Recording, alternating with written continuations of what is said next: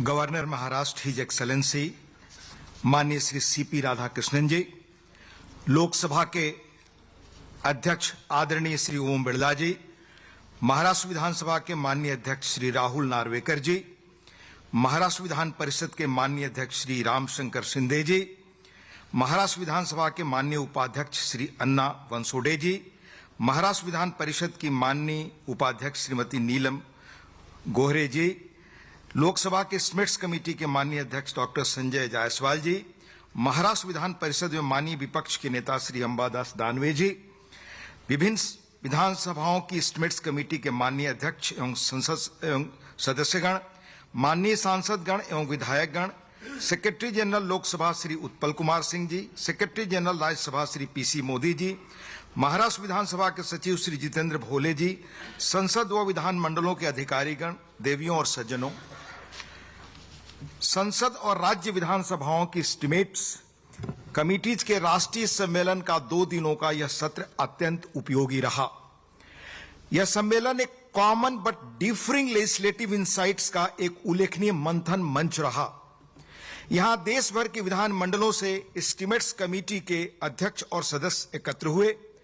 हमने यहां संस्था की 75 साल की गौरवमयी यात्रा को रिविजिट करने के साथ साथ यह मंथन किया कि कैसे हमारी संसदीय व्यवस्था के भीतर लेजिस्लेटिव स्क्रूटनी एंड अकाउंटेबिलिटी को और हम मिलकर मजबूत करें। सम्मेलन में चर्चा के दौरान हम सब ने वक्ताओं के बड़े प्रबुद्ध विचार और अनुभव ध्यान से सुने।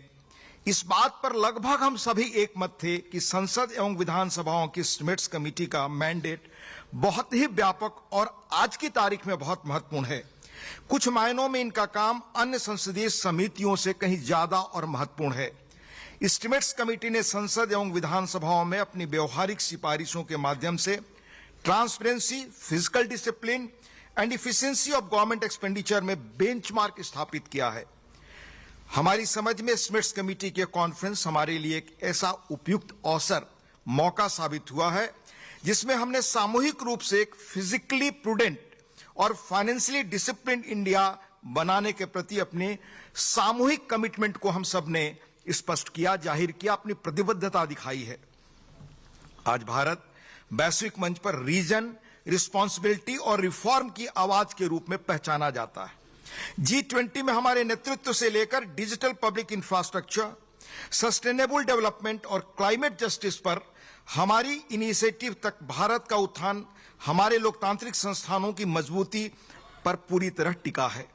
फिर भी जब हम वैश्विक स्तर पर आगे बढ़ रहे हैं तो हमें अपने सामने आने वाली चुनौतियों के प्रति अत्यंत सावधान और सजग रहना चाहिए। हमारी पार्लियामेंट्री ओवरसाइट के इंस्ट्रूमेंट्स को अधिक प्रभावशाली और इफेक्टिव बनाने में यह कॉन्फ्रेंस देश को एक दिशा देगी, ऐसा मेरा यकीन है। पिछले 2 दिनों में हुई चर्चा इससे अधिक समयानुकूल नहीं हो सकती थी। वजह, देश आज अमृत काल के दौर में है और 2047 तक विकसित भारत का हमने सपना देखा है। हम उस ओर ठोस कदम बढ़ा रहे हैं। आज हम दुनिया की 4थी बड़ी अर्थव्यवस्था हैं। याद करिए 2011 में फ्रेजाइल 5 थे। कितनी महत्वपूर्ण यात्रा हमने तय की है। इस मौके पर यह कॉन्फ्रेंस हो रही है। इस सम्मेलन में हुई चर्चाओं ने इस बात पर जोर दिया है कि सुशासन के लिए thoughtful, efficient and equitable spending की जरूरत होती है। पाई पाई का हिसाब और खासतौर से सार्वजनिक पैसे का हिसाब रहे, यह दायित्व इस कमेटी का महत्वपूर्ण है। विश्वास है इस सम्मेलन के द्वारा केंद्र और राज्य स्तर पर एस्टीमेट्स कमिटीज को मिलकर म्यूचुअल कंसल्टेशन के साथ कोऑर्डिनेटेड वे में विकास के पथ पर हम देश को आगे ले जाने की भावना के साथ काम करेंगे।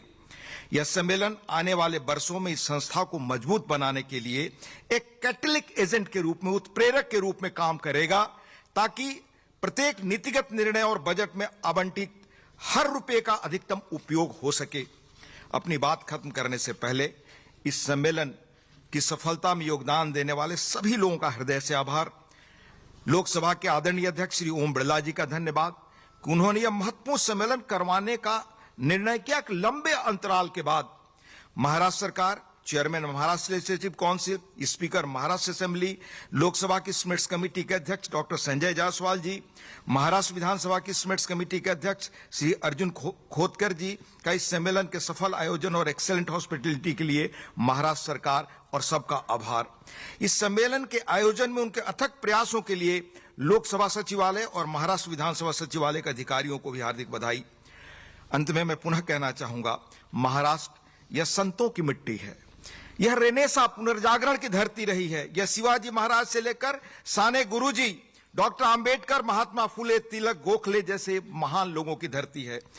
इस धरती पर गांधी जी की प्रयोग स्थली रही और उन्होंने, कल मैंने उल्लेख किया था, कहा कि पब्लिक के एक एक पैसे के खर्च के प्रति सजग रहना हम सबका दायित्व है। अगर यहां कहीं आलस्य होता है तो वह एक किस्म का अपराध है। ये गांधी जी का शब्द था।